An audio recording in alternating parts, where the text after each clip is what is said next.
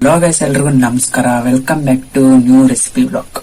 ಇವತ್ತು ನಾನು ನಿಮ್ಗೆ ಹೇಳ್ಕೊಡ್ತಾ ಇರೋದು ಬೇಕರಿ ಸ್ಟೈಲ್ ಸೊಂಪ ಪುಡಿ ಸ್ವೀಟ್. ತುಂಬಾನೇ ಈಸಿ, ಇದೊಂಥರ ಡಿಫ್ರೆಂಟ್ ಟೇಸ್ಟ್ ಕೊಡುತ್ತೆ. ಹಂಗಂತೇಳಿ ಬೇಕರಿ ಸ್ಟೈಲ್ ಅಂತಾನು ಹೇಳಕ್ಕಾಗಲ್ಲ, ಒಂಥರ ಡಿಫ್ರೆಂಟ್. ಆದ್ರೆ ನೀವು ಒಂದ್ಸಲ ಮಾಡಿದ್ರೆ ಮಾಡ್ಕೊಂಡ್ ತಿನ್ನೋದು, ಮತ್ತೆ ಮತ್ತೆ ಮಾಡ್ಕೊಂಡ್ ತಿನ್ನೋದು ಅಂತೂ ಗ್ಯಾರಂಟಿ. ನೀವೇನಾದ್ರೂ ಚಾನಲ್ಗೆ ಹೊಸಬರಾಗಿದ್ರೆ ಸಬ್ಸ್ಕ್ರೈಬ್ ಆಗೋದನ್ನ ಮರಿಬೇಡಿ. ಬನ್ನಿ, ಇನ್ನ ತಡ ಮಾಡಿದ್ರೆ ಕಿಚನ್ ಹೋಗಿ ವಿಡಿಯೋನ ಸ್ಟಾರ್ಟ್ ಮಾಡೋಣ. ಈ ಬೇಕರಿ ಸ್ಟೈಲ್ ಡಿಫ್ರೆಂಟ್ ಸೋಂಪಾ ಪುಡಿ ಮನೆಯಲ್ಲೇ ಸುಲಭವಾಗಿ ಮಾಡ್ಕೊಬಹುದು. ಅದಕ್ಕೆ ಬೇಕಾಗಿರೋ ಇಂಗ್ರೀಡಿಯೆಂಟ್ಸ್ ನ ಕ್ವಿಕ್ ಆಗಿ ನೋಡ್ಕೊಂಬಿಡೋಣ. ಆಮೇಲೆ ಮಾಡೋದು ಹೇಗೆ ಅಂತ ಡೀಟೇಲ್ ಆಗಿ ನೋಡ್ಕೊಳ್ಳೋಣ. ಮೊದಲಿಗೆ ಮೈದಾ ಹಿಟ್ಟು 1 ಕಪ್ಪು, ಸಕ್ಕರೆ 3/4 ಕಪ್ಪು, ತುಪ್ಪ, ಎಣ್ಣೆ, ಏಲಕ್ಕಿ, ಇಷ್ಟೇ ಸಾಮಗ್ರಿಗಳು ಬೇಕಾಗಿರೋದು. ಅಂದ್ರೆ ಇದು ಬೇಕರಿ ಸ್ಟೈಲ್ ಅಲ್ಲ, ಡಿಫ್ರೆಂಟ್ ಆಗಿರುತ್ತೆ. ನೀವು ಮಾಡ್ಕೊಂಡ್ ತಿನ್ನೋವರೆಗೂ ಗೊತ್ತಾಗಲ್ಲ. ಇದು ಸೋಂಪಾ ಪುಡಿ ಟೇಸ್ಟೇ, ಒಟ್ನಲ್ಲಿ ಡಿಫ್ರೆಂಟ್, ಸಾಕಾಗಿರುತ್ತೆ.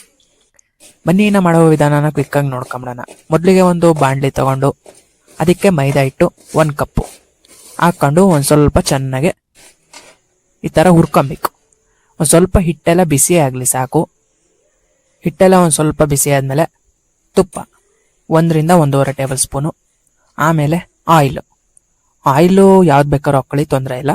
1 ರಿಂದ 2 ಟೇಬಲ್ ಸ್ಪೂನು. ಇದು ಸ್ಟಾರ್ಟಿಂಗ್ ಅಲ್ಲಿ ಹಾಕೊಂಡು ಮತ್ತೆ ಹುರ್ಕೊಬೇಕು. ಉರಿತಾ ಆಯಿಲ್ ಹಾಕ್ಬೇಕು ಅನ್ನಿಸಿದ್ರೆ ಹಾಕೊಂಡು ಮತ್ತೆ ತುಪ್ಪ ಹಾಕೊಂಡು ಈ ಆಯಿಲಿ ಟೆಕ್ಸ್ಚರಿಗೆ ಬರ್ಬೇಕು ಹಿಟ್ಟೆಲ್ಲ. ಆವಾಗ ಈ ಸೊಂಪಾ ಪುಡಿ ಹಿಟ್ಟಿಗೆ ಬೇಕಾಗಿರೋ ಹಿಟ್ಟು ರೆಡಿ ಆಗಿದೆ ಅಂತ ಅರ್ಥ. ವಿಡಿಯೋನ ಕಟ್ ಮಾಡ್ದಂಗೆ ಫುಲ್ಲು ಡೀಟೈಲ್ ವಿಡಿಯೋ ಹಾಕಿದ್ದೀನಿ, ಯಾಕಂದ್ರೆ ನಿಮ್ಗೆ ಈಸಿ ಆಗ್ಲಿ ಈ ರೆಸಿಪಿನ ಮಾಡೋದಿಕ್ಕೆ ಅಂತ. ಇದು ಚಿಕ್ಕ ಮಕ್ಕಳಿಂದ ಹಿಡಿದು ದೊಡ್ಡವ್ರಿಗೂ ಎಲ್ಲರಿಗೂ ಇಷ್ಟ ಆಗುವಂಥದ್ದೇ, ಸಖತ್ತಾಗಿರುತ್ತೆ.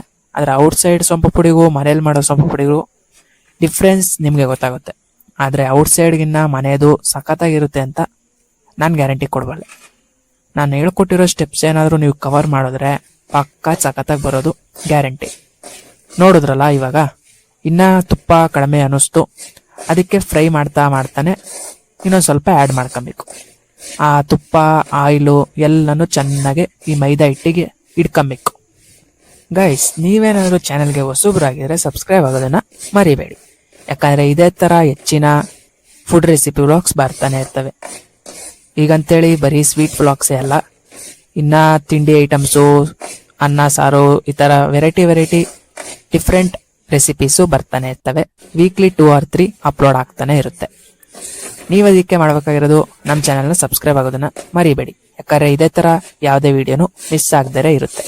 ಅದಕ್ಕೋಸ್ಕರ ನೀವು ನೋಟಿಫಿಕೇಶನ್ ಆನ್ ಮಾಡ್ಕೊಳ್ಳೋದನ್ನು ಮರಿಬೇಡಿ, ಯಾವುದೇ ಅಪ್ಡೇಟು ಮಿಸ್ ಆಗಲ್ಲ. ನೋಡ್ತಾ ಇದ್ದೀರಲ್ಲ, ಸ್ಟಾರ್ಟಿಂಗು ಹೆಂಗಿತ್ತು, ಇವಾಗ ಹೇಗಿದೆ ಅಂತ ಇನ್ನ ಬಂದಿಲ್ಲ, ನಿಮಗೆ ತೋರಿಸ್ತಾ ಇರೋದು. ಇನ್ನೊಂಚೂರು ಆಯಿಲಿ ಟೆಕ್ಸ್ಚರ್ ಬಂದ್ಬಿಟ್ರೆ ಸಾಕು, ನಮ್ಮ ಸೋಂಪಾ ಪುಡಿ ಹಿಟ್ಟು ಫೈನಲಿ ರೆಡಿ ಆಗೋಯ್ತು ಅಂತಾನೆ ಹೇಳ್ಬೋದು.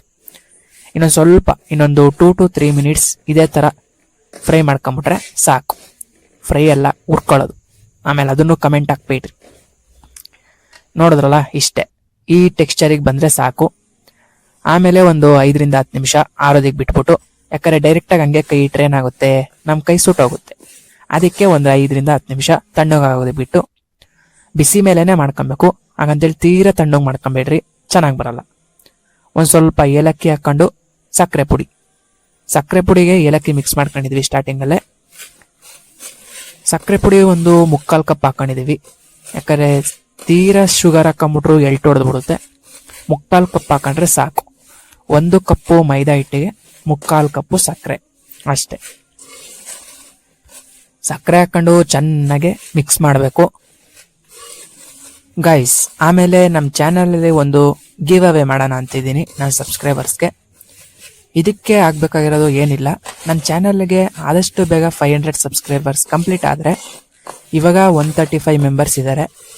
ಏನಾದರೂ ಆದಷ್ಟು ಬೇಗ 500 ಸಬ್ಸ್ಕ್ರೈಬರ್ಸ್ ಕಂಪ್ಲೀಟ್ ಆದರೆ ನನ್ನ ಪ್ರೊಸೀಜರ್ ಏನು ಅಂತ ಹೇಳ್ತೀನಿ. ಮನಿ ಗಿವ್ ಅವೇ ಇರುತ್ತೆ, ಇದು ಲಕ್ಕಿ ವಿನ್ನರ್ ಅಂತಾನೆ ಹೇಳ್ಬೋದು.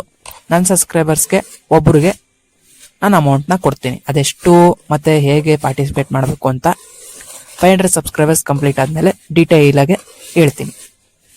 ನೀವು ಮಾಡಬೇಕಾಗಿರೋದು ಇಷ್ಟೇ. ಅದಕ್ಕೆ ನಿಮ್ಮ ಸ್ನೇಹಿತರ ಜೊತೆಗೆ ಶೇರ್ ಮಾಡಿ, ಅವ್ರನ್ನು ಸಬ್ಸ್ಕ್ರೈಬ್ ಮಾಡಿಸಿ, ಆದಷ್ಟು ಶೇರ್ ಮಾಡಿ. ಹಂಗಂತೇಳಿ 500 ಸಬ್ಸ್ಕ್ರೈಬರ್ಸ್ ಅಂತಾನೆ ಏನಿಲ್ಲ, ಅದಕ್ಕಿಂತ ಜಾಸ್ತಿ ಆದರೂ ತೊಂದರೆ ಇಲ್ಲ. ಒಟ್ನಲ್ಲಿ ಮನಿ ಗಿವ್ ಅವೇ ಅಂತೂ ಇರುತ್ತೆ. ಅದು ಪ್ರೊಸೀಜರ್ ಹೇಗೆ ಅಂತ ಹೇಳ್ತೀನಿ, ನೀವು ಆದಷ್ಟು ಬೇಗ ಕಂಪ್ಲೀಟ್ ಮಾಡೋಕ್ಕೆ ಟ್ರೈ ಮಾಡಿ. ನೋಡ್ತಾ ಇದ್ದೀರಲ್ಲ, ಸಕ್ಕರೆ ಪುಡಿ ಎಲ್ಲ ಹಾಕೊಂಡು ಚೆನ್ನಾಗಿ ಮಿಕ್ಸ್ ಮಾಡಿದ್ಮೇಲೆ ಈ ತರ ಕೈಯಲ್ಲೇ ಮಿಕ್ಸ್ ಮಾಡ್ಕೊಳ್ಳಿ. ಈ ಚಪಾತಿ ಹಿಟ್ಟು ಕಲಿಸ್ತಿರಲ್ಲ, ಚೆನ್ನಾಗಿ ಆ ತರ ನಾದ್ಬೇಕು. ನಾದ್ಮೇಲೆ ಈ ತರ ಗಡ್ಡೆ ಗಡ್ಡೆ ತರ ಬರುತ್ತೆ ಟೆಕ್ಸ್ಚರ್. ಆವಾಗ ಏನ್ ಮಾಡ್ಬೇಕು ಅಂದ್ರೆ ಒಂದು ಪ್ಲೇಟಿಗೆ ತುಪ್ಪ ಸವರ್ಕೊಂಡು ಅದನ್ನೆಲ್ಲ ತಟ್ಟೆಗೆ ಶಿಫ್ಟ್ ಮಾಡ್ಕೊಂಡ್ಬಿಡ್ಬೇಕು. ಈ ತರ ಶಿಫ್ಟ್ ಮಾಡ್ಕೊಂಡ್ಮೇಲೆ ಒಂದು ಕೈ ತಗೊಂಡು ಆ ಕೈಗೆ ಹಿಂದ್ಗಡೆ ಸೈಡು ತುಪ್ಪ ಹಚ್ಕೊಳ್ರಿ. ತುಪ್ಪ ಹಚ್ಕೊಂಡಿಲ್ಲ ಅಂದ್ರೆ ಏನಾಗುತ್ತೆ, ಎಲ್ಲ ಅದಕ್ಕೆ ಅಂಟ್ಕೊಂಡ್ಬಿಡುತ್ತೆ. ಅದಕ್ಕೆ ಹಚ್ಕೊಂಬಿಟ್ಟು ನೀಟಾಗಿ ಈ ತರ ತಟ್ಟಬೇಕು ಚೆನ್ನಾಗಿ. ಎಷ್ಟು ಆಗುತ್ತೋ ಅಷ್ಟು ಚೆನ್ನಾಗಿ ತಟ್ಟ್ರಿ, ಸಖತ್ತಾಗ್ಬಿಡುತ್ತೆ. ಲಾಸ್ಟಿಗೆ ತೋರಿಸ್ತೀನಿ ಹೇಗಿದೆ ಅಂತ. ಈ ತರ ಚೆನ್ನಾಗಿ ತಟ್ಬಿಟ್ಟು ಒಂದು 20-30 ನಿಮಿಷ ಆರೋದಕ್ಕೆ ಬಿಟ್ಬಿಡಿ. ನೋಡೋದ್ರಲ್ಲ, ಒಂದು 20-30 ನಿಮಿಷ ಬಿಟ್ಟ ಮೇಲೆ ಹೇಗಾಗಿದೆ ಅಂತ. ಆಮೇಲೆ ಇದ್ರ ಮೇಲೆ ಒಂದ್ ಸ್ವಲ್ಪ ಆದ್ರೆ ತುಪ್ಪ ಒಂದ್ ಸ್ವಲ್ಪ ಸೌರಿಕ್ಕಿಡ್ರಿ. ಅಂದ್ರೆ ಆರೋದಕ್ಕೆ ಬಿಟ್ಟಿರ್ತೀರಲ್ವಾ, ಆ ಟೈಮಲ್ಲೇ ತುಪ್ಪ ಹಾಕಿ ಬಿಟ್ಬಿಡ್ರಿ ಮೇಲ್ಗಡೆನು ಒಂದ್ ಸ್ವಲ್ಪ. ನೋಡ್ಬೋದು ಒಂದು 20-30 ನಿಮಿಷ ಆರೋದಕ್ಕೆ ಬಿಟ್ಟ ಮೇಲೆ ಎಷ್ಟು ಸಖತ್ತಾಗಿದೆ ಅಂತ. ಒಳ್ಳೆ ಈ ಕೋವಾ ಪೀಸುಗಳು ಬರ್ತಾವಲ್ಲ, ಆ ರೇಂಜಿಗೆ ರೆಡಿ ಆಗಿದೆ. ಈ ಯಾವ ಸೋಂಪ ಪುಡಿಗೂ ಕಡಿಮೆ ಇಲ್ಲ ಗುರು, ಅಷ್ಟು ಸಖತ್ತಾಗಿರುತ್ತೆ. ನೀವು ಒಂದ್ಸಲ ಟ್ರೈ ಮಾಡಿ. ಟ್ರೈ ಮಾಡಿದ್ಮೇಲೆ ಹೇಗಿತ್ತು ಅನ್ನೋದನ್ನು ಕಮೆಂಟ್ ಮಾಡೋದನ್ನ ಮರಿಬೇಡಿ. ಹಾಗೆ ಗಾಯ್ಸ್, ಮರಿಬೇಡಿ, ಗಿವ್ ಅವೇ ಇರುತ್ತೆ, ಸಬ್ಸ್ಕ್ರೈಬ್ ಆಗಿ ಅಷ್ಟೇ. ನೋಡೋದ್ರಲ್ಲ ಎಷ್ಟು ಸುಲಭವಾಗಿ ಮನೆಯಲ್ಲೇ ಮಾಡ್ಕೊಂಬೋದು ಈ ಸ್ವೀಟ್ ನ ಅಂತ.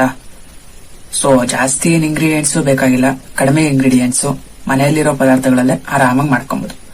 ನೀವು ಈ ರೆಸಿಪಿನ ಟ್ರೈ ಮಾಡ್ತೀರಾ ಅನ್ಕೊಂಡಿದೀನಿ. ಟ್ರೈ ಮಾಡೋದ್ಮೇಲೆ ಹೇಗ್ ಬಂತು ಅನ್ನೋದನ್ನ ಕಮೆಂಟ್ ಹಾಕೋದನ್ನ ಮರಿಬೇಡಿ. ಹಾಗೆ ಗಿವ್ ಅವೇ ಇದೆ, ಮರಿಬೇಡಿ.